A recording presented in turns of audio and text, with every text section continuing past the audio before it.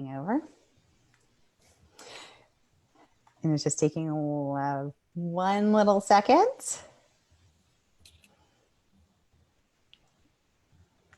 Okay, and we are live. Hi, Mighty Blazers. I'm your on-air host, Sara DiVello, and I'm here with my next Mighty Mystery guest, Robin Wasserman, here to talk about her brand new book, Mother, Daughter, Widow, Wife. Robin, welcome. Tell us about your book.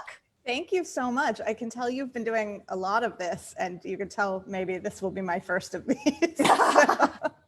This is my very first ever online book anything.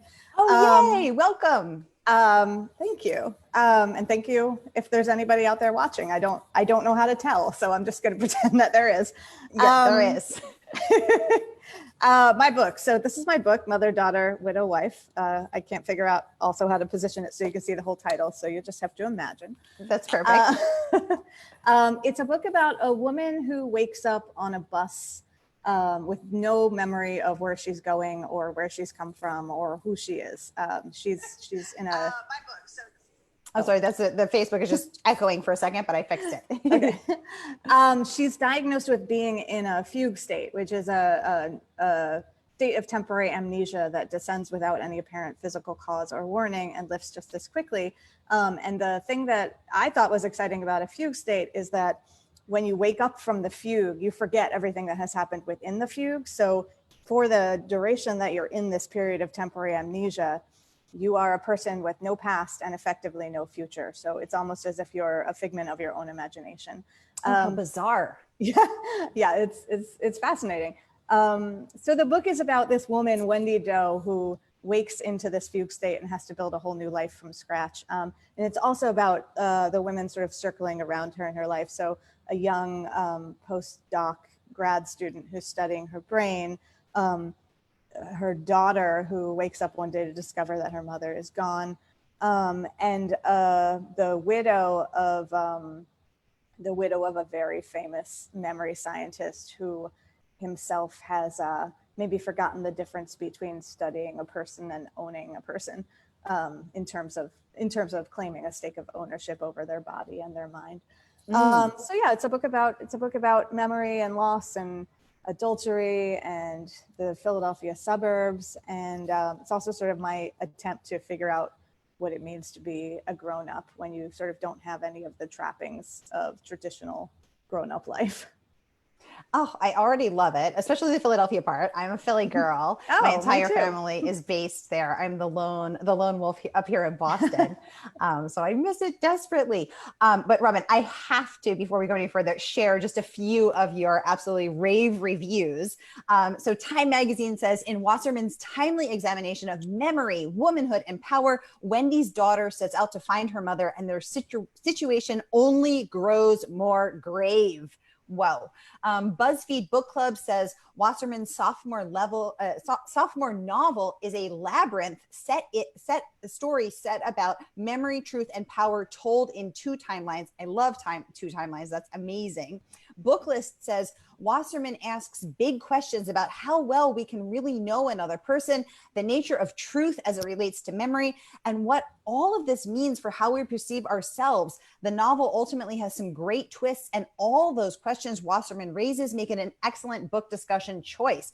Oh my goodness, these are amazing. Publishers Weekly raves shrewd, beguiling. This examination of how one man in power can abuse the women closest to him delivers the goods. That's what we like. We like those goods delivered.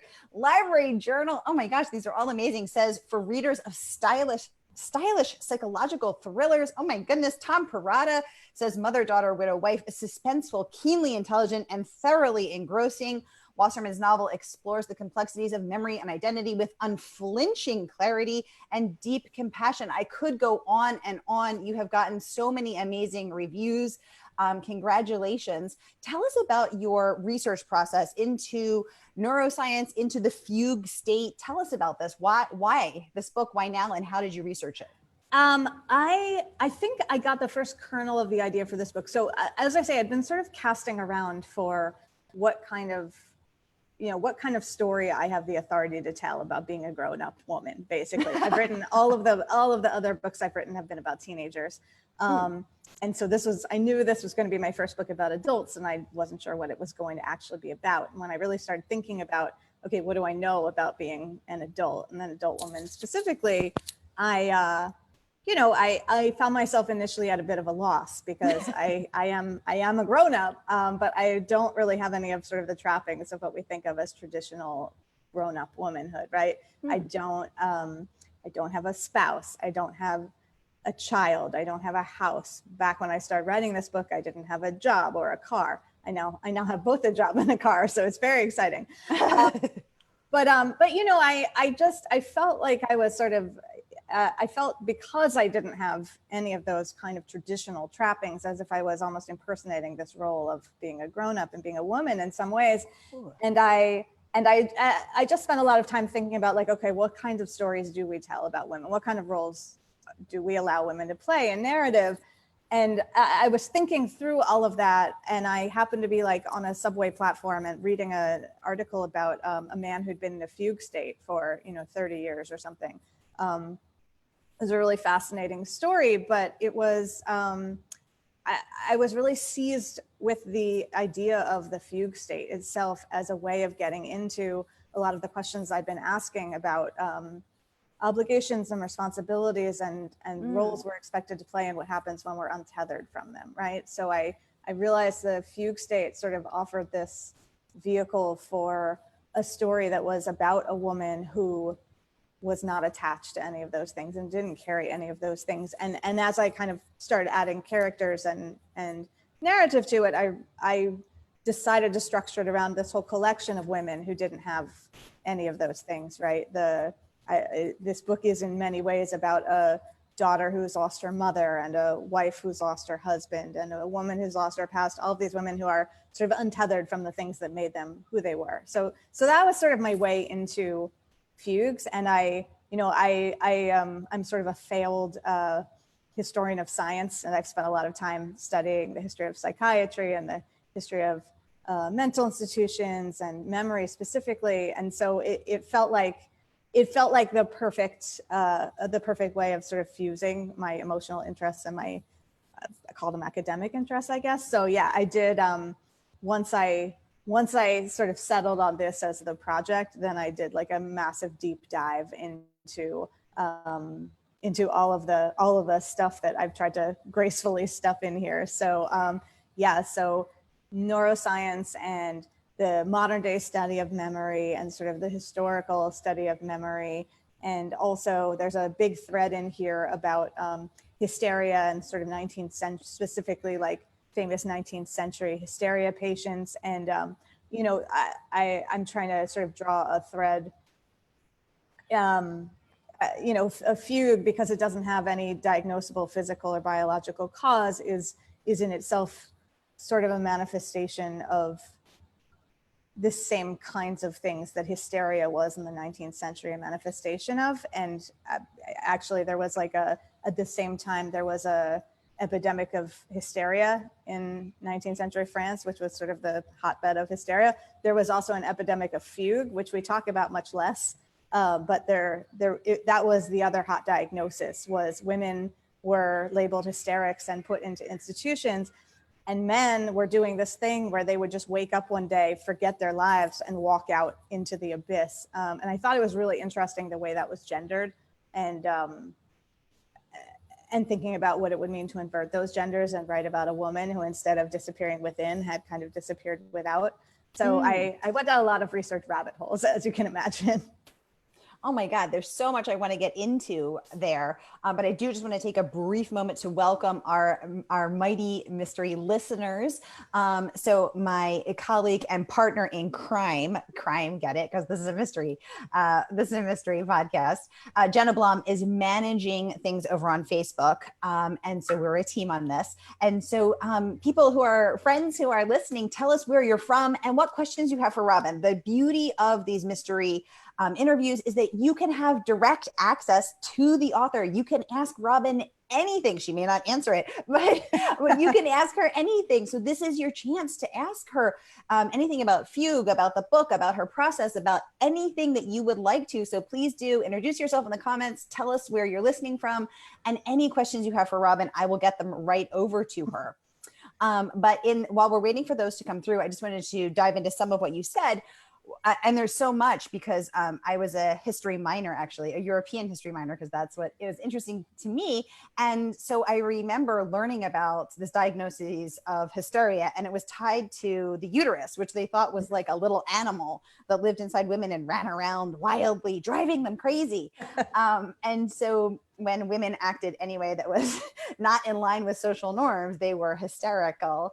And it was because of this animal, uterus terrorizing them. Mm-hmm. And it's so interesting. I love what you said about men going without and women going within, which is so apropos for everything about men and women and our expectations and roles in life. So that is fascinating.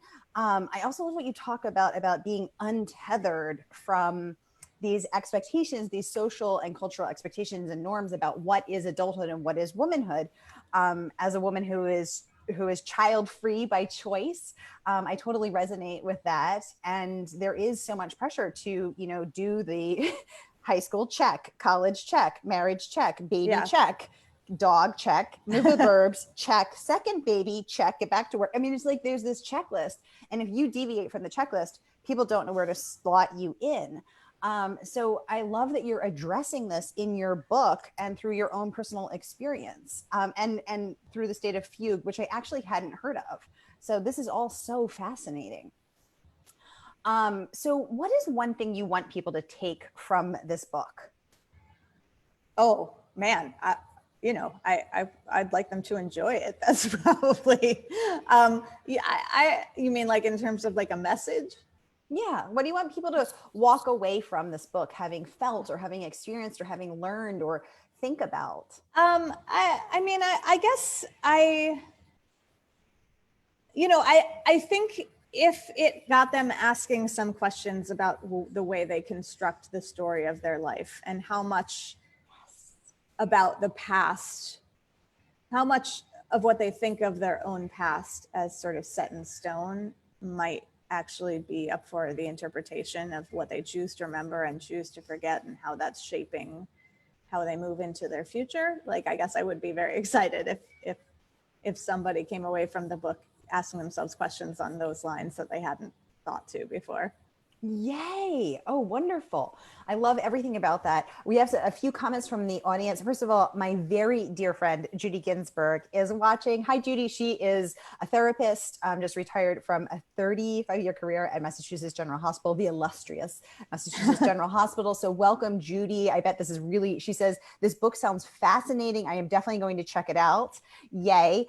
Thank you, Judy. I think you speak for all of us. Welcome. Sam says, hi, I'm Sam from Brooklyn. I read in the New York Times the musical structure of Fugue as underlying the structure of your novel. I'd love to know more about how you actually went about organizing and structuring the novel. Ooh, Sam, you're singing the song. Robin, tell us. It's almost like I paid him to ask that. Yeah. Yeah, Sam, you'll get that $5 on Venmo later. I sort of had come up with an idea early on in the writing of this that I wanted to write a book about a psychological fugue that was structured as a musical fugue, which is one of those ideas that like sounds cool, and then you sit down and try to figure out what it actually means to do it, and it destroys the next several years of your life.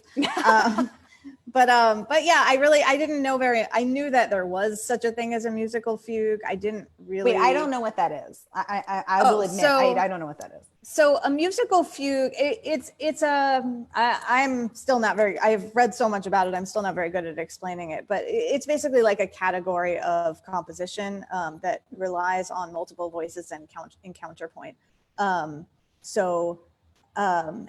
when I was reading about it, one of the things I was really interested, I was reading about fugues to start with just because I was curious if there was any connection between psychological and musical fugues. And as I started reading about the musical fugues, I was really engaged by the way they're described in kind of narrative terms, which is what made me think about structuring the book this way, because basically a fugue will start with one voice that is introducing what I think is called the subject, basically, and that will be some line of melody that you'll hear inverted and transformed in different ways over the course of the thing. After that, a second voice comes in, and it's playing the same subject, but in a different octave. In a four voice fugue, you'd have two voices in one key and two voices in another key, and they'd be separated by keys and octaves. And basically over the course of the composition, they play with the melody, they play with that subject, and they twist it around, and they invert it, and they, they play it backwards, they play it, and they play it in counterpoint. So against, instead of in harmony, counterpoint is when the melodies are kind of working against each other. This is apologies to anyone in this audience who is actually an expert in musical composition. I had my own expert in musical composition talk me through all of this, and I swear I understand this theory better than I'm articulating it. But what I really liked about it was the idea that the reason that psychological fugue and musical fugue have the same term is they both come from the same Latin root, which is fuga, which is either to sort of take flight or to chase. So the psychological fugue, I think it gets that name because one of the common tendencies when you're in a fugue is to try to put physical distance between yourself and where you came from. Fuguers tend to walk and just go places. And in the musical fugue, it gets that name because the melodies are chasing each other and sort of fleeing from each other. And it is this sort of sense of motion and cycle. And I loved the idea of telling a story that was in different voices that were all kind of iterations of the same voice, and that were separated by some distance. So in this book, there's four voices. Two of them are in first person and two of them are in third person. Two of them are in one time period, two of them are in the other time period. So it's just sort of my way of trying to embody that musical definition in the pages of the book. And all four women are in different ways reflections and echoes and inversions of each other and related to each other in various ways. Two of them are actually the same woman separated by 20 years. One of them is a mother of the other one. And I came to this because I thought it was a cool structure, but it did one of those things where it sort of became like the fundamental, essential heart of the book for me. Because I realized that the question I was trying to ask over and over again in the book, and it's one that I think the fugue asks of its listener, is how much can something be transformed before it becomes something else, right? It's sort of the ship of Theseus analogy. It's this: if you just keep making small changes, if you just keep turning this upside down or turning this backwards, how much continuity is there from beginning to end, right? And I think that's the question of the book. It's the question of the fugue, but it's also, I think, the question of the self, right? Like, how much can we change without being someone else entirely? And what does it even mean? Like, what is that thing that stays the same, right? What is that self, and how much continuity is there across transformation? So. Whoa. So thank you for asking, Sam from Brooklyn. Yeah. Thank you for asking, Sam from Brooklyn. Lori says, what's the name of the book and author? Lori, welcome. This is Robin Wasserman, and we are talking about her book, Mother, Daughter, Widow, Wife, this beautiful red cover right here. So welcome. If you have any questions, everybody, we've got a good number of listeners. Just keep asking your questions. This is your time to pick the brain of this brilliant, beautiful woman. So please do just ask anything you want to. I know that I am learning so much. Oh, we're getting lots of hearts and likes from the audience. Thank you all so much. Also, Mighty Blaze co-founder Jenna Blum, New York Times bestselling author, her dad was actually a musical comp guy, and so she knows all about the fugue. She says it's such a cool idea for the book structure, especially about the psychology. Yeah, this sounds like an incredibly, to me, ambitious and overwhelming just to write this sucker. Yeah. I'm 6 years into mine, and I have 4 points of view, and I'm feeling overwhelmed and anxious. I'm sweating just hearing all that you took on. How long did it take you to write that? It took me, I think it took me a couple of years for the first draft. And suffice to say, I I actually I've never done this before with a book, but I actually drafted each of the 4 voices separately. Like I wrote them as if they were sort of 4 little novels of their own, which, as you can imagine, meant that when I tried to weave them all together, it was like a giant, ridiculous mess. That I think that first draft, that also was the length of 4 short novels. So I think that first draft was like 800 or 900 pages long, which I really know because I decided I was going to print it all out and take it with me. I teach every 6 months at something called the Mountain View. Yeah. I teach at the Mountain View MFA program. We do a week-long residency every 6 months. So I was on my way to my residency, and I was driving up to New Hampshire with my friend Adam Wilson, who also has a book out today. It's called Sensation Machines. It's amazing. And we were late and there was traffic, and I was like, but I need, my whole vision for this revision is that I start it in New Hampshire. I need the printout, but there wasn't time. It was too many pages. So we had to keep stopping along the way, and I kept sending chunks of it to Staples. We passed through where my friend Kelly Link lives.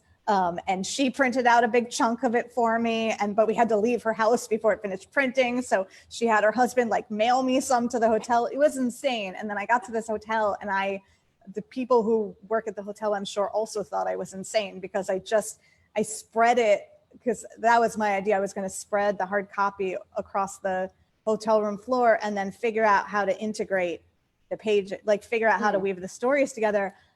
I mean, and it was just I looked like I had lost my mind in this hotel room because it was 900 pages just spread out everywhere. And basically nobody should ever write a book that way. It was not efficient. And then I had to cut out 400 pages somehow and restructure it. And I restructured it over and over again. And the next time when I did a really major rewrite, then I tried to really write it in order so I could understand how the stories were speaking to each other. But even after that, I think I turned in my last major revision last Labor Day around, and I sort of at the last minute completely restructured it again, and in really weirdly substantive ways. There's a thing that you find out in this version, sort of in a 200 pages place different than you found out in the last version. It totally just changed the story, what order you told it in. So yeah, it was not the easiest thing to plunge myself into without thinking it through. Yeah. No, that is an incredible artistic undertaking. Rena in our audience says, wow, that is long. Yes, it is. Yeah, Rena. It's not that long now. It's very normal length now. Robin, all I can do is when you were telling me that story of your friend Adam driving you to New Hampshire, I was picturing, I don't know why, him in a motorcycle and you in a sidecar, and him saying, I'm sorry, your novel doesn't fit in the sidecar. I mean, I will say, A, it's funny you should say that, because I do have a different friend who is constantly threatening to buy a motorcycle and put me in the sidecar. But B, it was almost like that because we were driving with 2 other people, and everyone had their own suitcases, and there was a guitar stuffed in there. And no, I mean, it was the idea of stuffing my novel into that car was probably a metaphor for what was wrong with the novel. Yeah. Your novel needed its own seat. They were arguing over who had to sit in the middle. Oh my gosh. Lori says, I'm reading A Little Life, and it's over 800 pages. I feel like I'll never finish it. We just want to clarify, Robin's book is no longer that long. She managed to cut it back. It's only now 747 pages. 324 pages, which is a very manageable length. Very manageable length. That's a good weekend read. Sam says, I feel so differently. I couldn't put it down. I actually got to page 400 and got sad thinking it was going to end. I almost never feel that. I totally agree. I love long books. Yeah. I mean, A Little Life was an extreme experience. Yeah. A Little Life was not so little. No, this is absolutely fascinating. I mean, the process alone, we have a lot of writers here on A Mighty Blaze and a lot of passionate readers. So I think we're all interested, both from hearing about it from a reading appreciation perspective and from a writing craft perspective.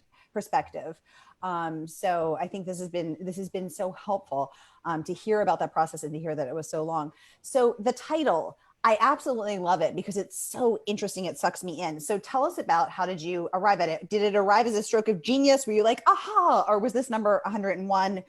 Tell us. Oh yeah, this was number like 2001. 2000. This was a hard one to title. And tell us some titles that ended up on the cutting room floor that maybe you kind of miss. Oh God. I think the original working title was Fugue State. The working title in my heart that only lasted about a month on the page was We Eat Your Hate Like Love, which is taken from a Bikini Kill song. We Eat Your Hate Like Love? Yes, that is still sort of the thematic title of my dreams. I think Lost Woman Song, that was another one taken from a poem. But I mean, I have hundreds of discarded ideas for this book. It was a really hard one. I honestly don't remember how I got the idea, but for the actual title, but it really seized me once I did. I love, I pronounce it in my head with the same inflection of Tinker Tailor Soldier Spy. Yeah, me too. For me, the title is sort of in conversation with that idea of what kinds of roles do we allow for men, what kinds of roles do we allow for women, how do we even frame that conversation? Yeah, exactly. And I think it's also interesting that you said that this really came out of a time in history where they were diagnosing women a lot with hysteria and they were diagnosing men a lot with fugue.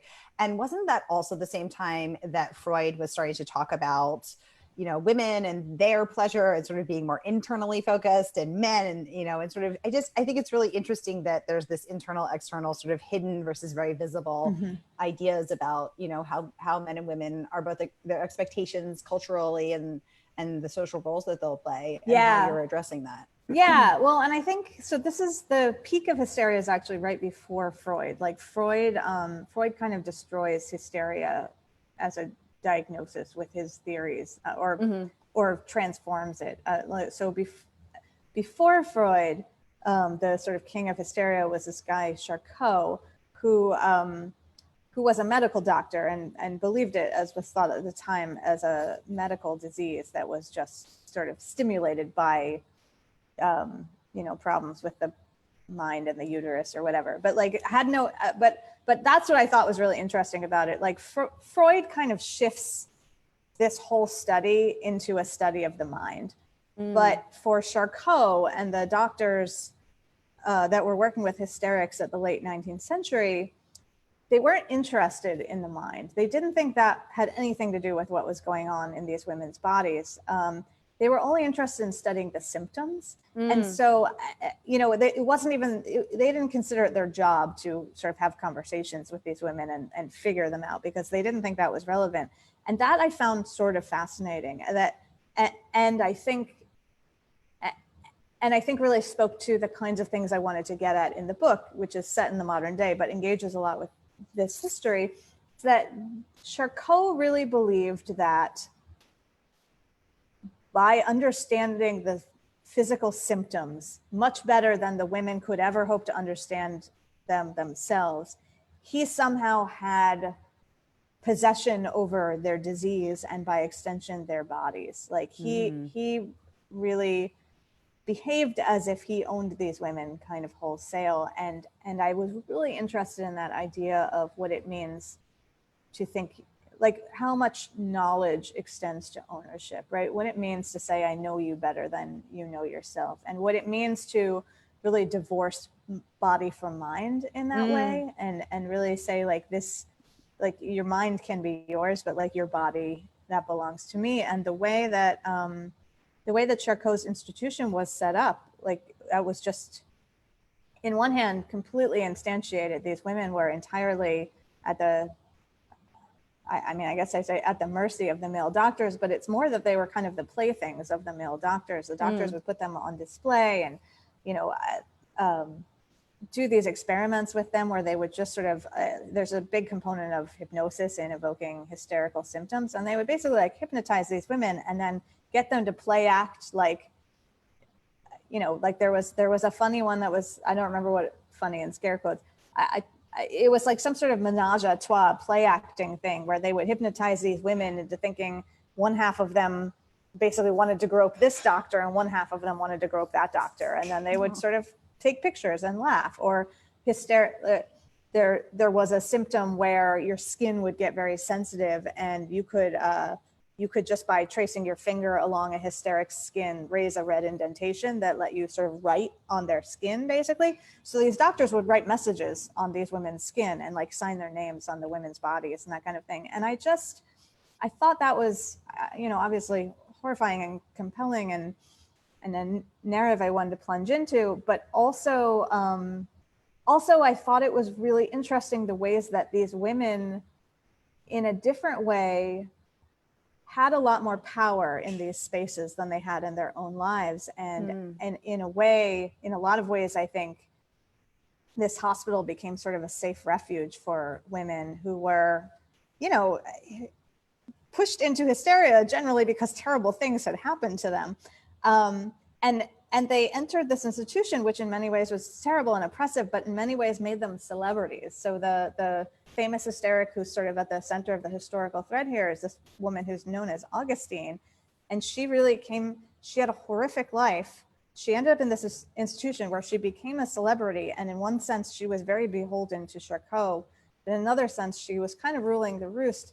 And I think there's been a lot of, there's been a lot of scholarship sort of revisionist and then revisionist of the revisionists interrogating like how much of the whole syndrome of hysteria was about the doctors imposing symptoms onto the patients and how much was about the patients kind of, if not faking, then enacting symptoms because they wanted to perform for the doctors. And, you know, just sort of, I think the power dynamics are just much more interesting than they look from standing 30 yards back. And so I really wanted to play with that and just think through all the ways that, all the ways that in the present day, in spaces where we're studying women's bodies and women's minds, especially, we're still kind of grappling with those same questions and assumptions.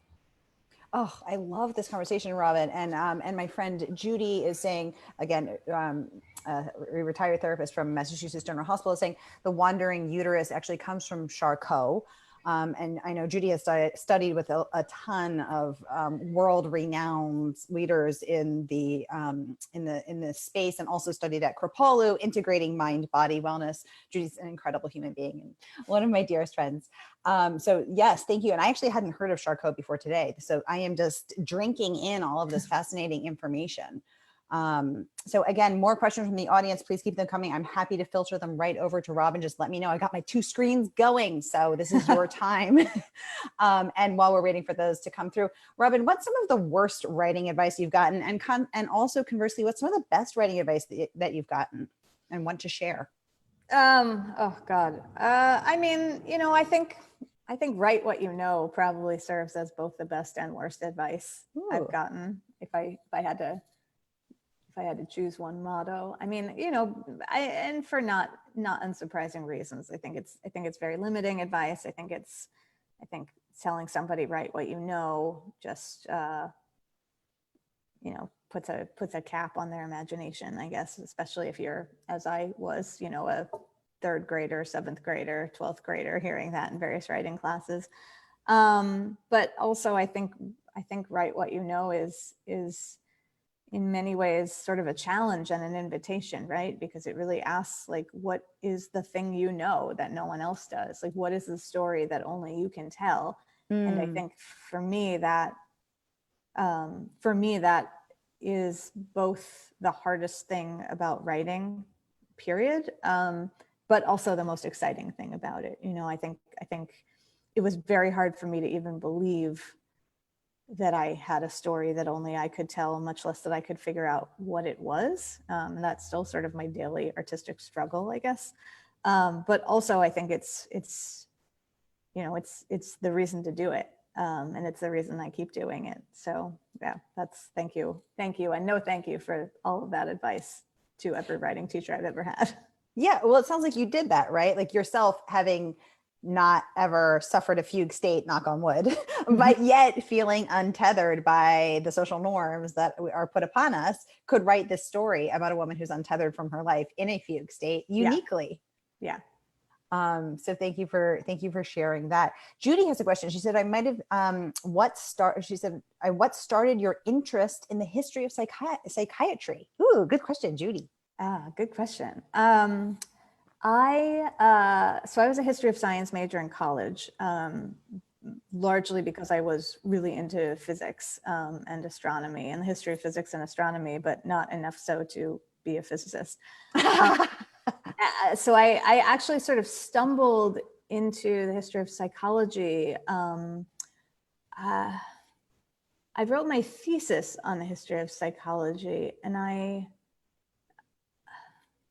honestly don't remember. I wrote my thesis on Timothy Leary's LSD, psilocybin and LSD experiments while he was a psychology professor at Harvard in the 60s, and on sort of LSD as a tool for the psychological and psychiatric community in the 60s. And I think I must have heard it as like a trivia fact at some point in college. I went to Harvard, and so I think I must have heard at some point about these experiments and got really into them. And that's how I sort of stumbled into writing a thesis about it, and the archives were there, so it just seemed a perfect fit.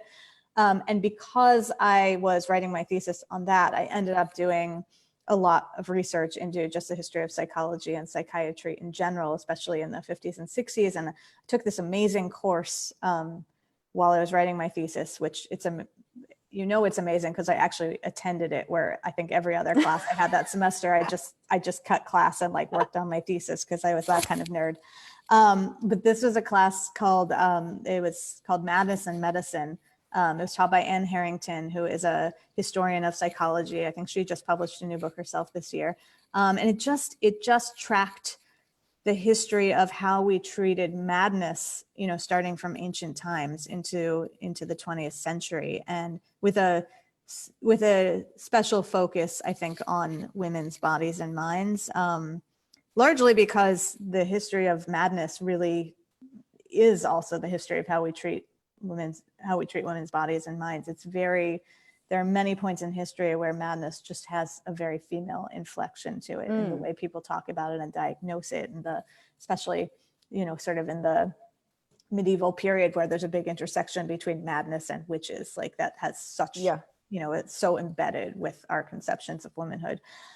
So I've been sort of fascinated by it ever since. And I think a year or so before starting this book, I read this incredible book called Patient HM, which is about, it's a nonfiction book about the history of memory science and the most famous patient in the history of memory science, an amnesiac who's known as Patient HM. But it's also about institutionalized women in that mid 20th century period, and about lobotomies and the ways we've treated women. And I had already been like re-sparked on the subject of hysteria from working on my last novel, which sort of didn't end up being as much about hysteria as I had originally intended it to, but I had started reading and researching about it for that. And when I read Patient HM, it fanned the flame, I guess you would say it. So by the time I hit on the idea of the fugue state, I was like, oh, this is like everything has come together into the perfect storm of new novel. Oh, I love that. All right, we have two more questions from the audience. Sam would like to know, are there one or two things that are helpful to keep in mind as we embark on your book? This idea of how we define ourselves and how we are defined, the notion of adulthood, other themes or questions we can keep our minds focused on. I sometimes like reading a book without anything to think about, letting the ideas come to myself, but sometimes I like themes or things to anchor me, especially when I'm so distracted with COVID and being trapped at home. Sam is all of us. I'm also distracted. Fair. Give us your insider reader's guide. I mean, it's a great question. I'm not sure how to answer it because there are so many thousands of things stuffed in here. I mean, I think for me, I did spend a lot of time in the later drafts really thinking through the question of why people make choices they know are bad choices, and what happens, you know, whether the consequences of those choices should negate the reasons you made them in the first place, which is, I mean, is a very abstract way of saying this book is in large parts about like ill-advised adultery and marrying the wrong man and discovering that a lot of things you thought about your relationship that were true were not true. But I don't know, I was really interested, I think, in later drafts. You know, I sort of wrote, I think, a few very unnuanced drafts. You're getting a lot of love and thumbs up for us, Robin. Okay. I wrote a lot of really unnuanced drafts, I think, where I kind of knew where I wanted the characters to end up, but the choices they had to make to get themselves there, I think I found to be morally repugnant. And I didn't even realize that's what I was doing until I would give a draft to somebody and they would say like, wow, you really think all men are monsters, huh? And I would say, no, like, that's not it. And, you know, you're like, I said morally repugnant. Yeah, I never said monster. But, you know, and the woman at the heart of this, there's an adultery story at the heart of this. And you know, the first draft of it, I gave it to one of my most trusted readers. And she was sort of like, it's very clear that you, the writer, think that this woman is like committing some kind of horrible like trespass and deserves what she gets, which again had not in any way been my intention. And I didn't even, it took me a while to even believe that that was her read. You know, I had a very instinctive, like, that's not what's happening there. But I think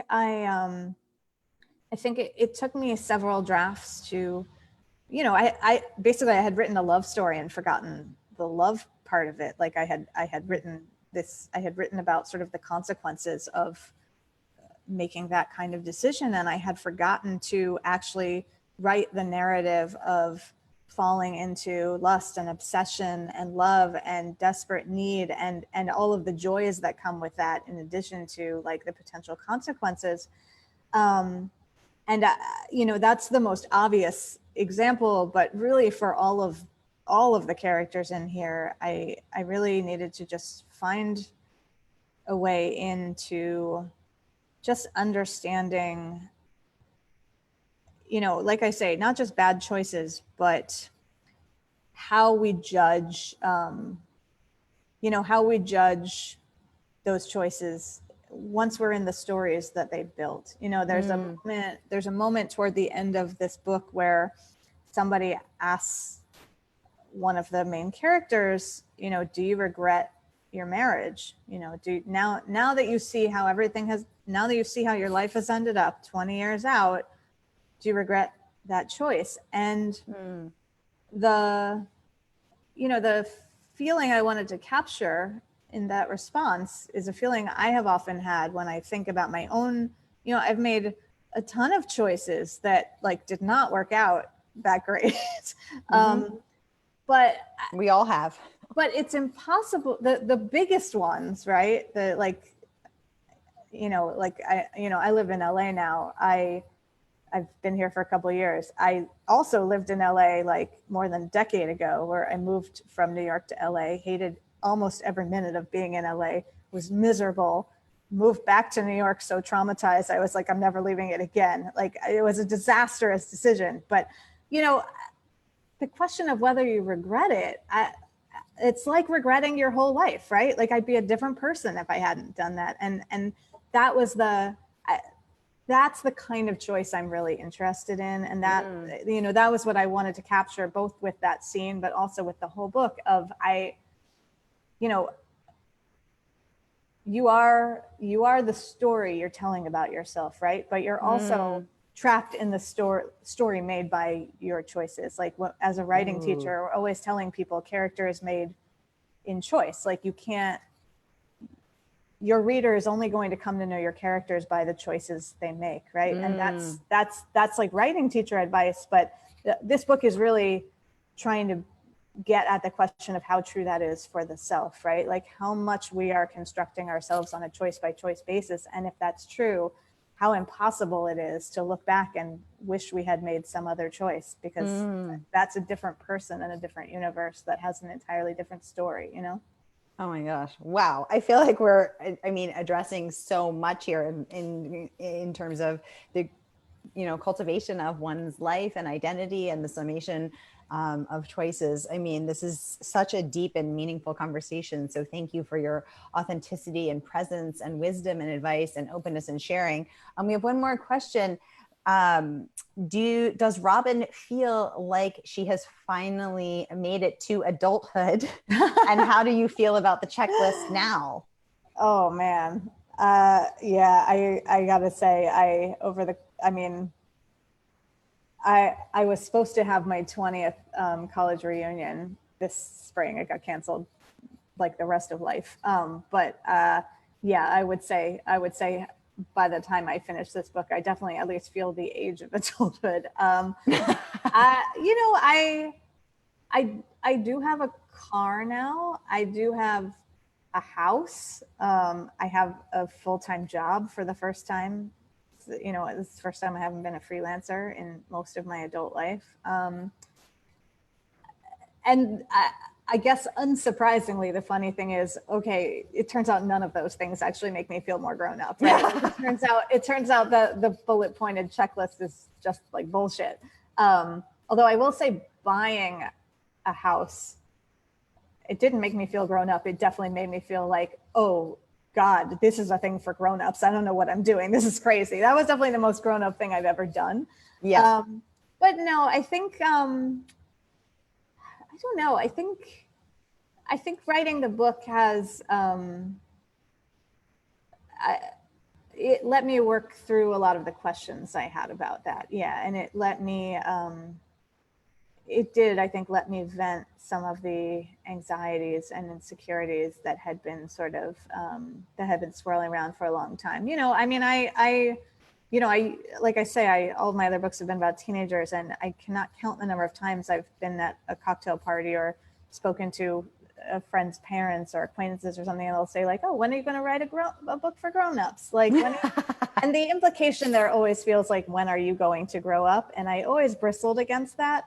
And I still do. But I think I must have internalized a lot of it, you know, and I think writing this book, I maybe like wrote my way through all of my anxieties and insecurities on that front too, because I do feel like now that I'm on the other side of it, now I'm in a sort of like, age is just a number, adulthood, who could say? There are no bullet pointed checklists, whatever. I mean, I've also moved, like I say, I moved from New York to LA, so I may just be a more free-willing person now. I may have transformed myself since I started this book, who could say? But yeah. Now you're an easygoing California girl. I love it. Oh my gosh. Well, Robin Wasserman, I could talk to you all day. This has been amazing. Thank you so much for joining us here on A Mighty Place. Thank you to all of our Mighty Mystery listeners. Thank you to my partner in crime, Jenna Blum. And we will see you all next week for Mighty Mysteries then. Thank you. Thanks so much. Bye.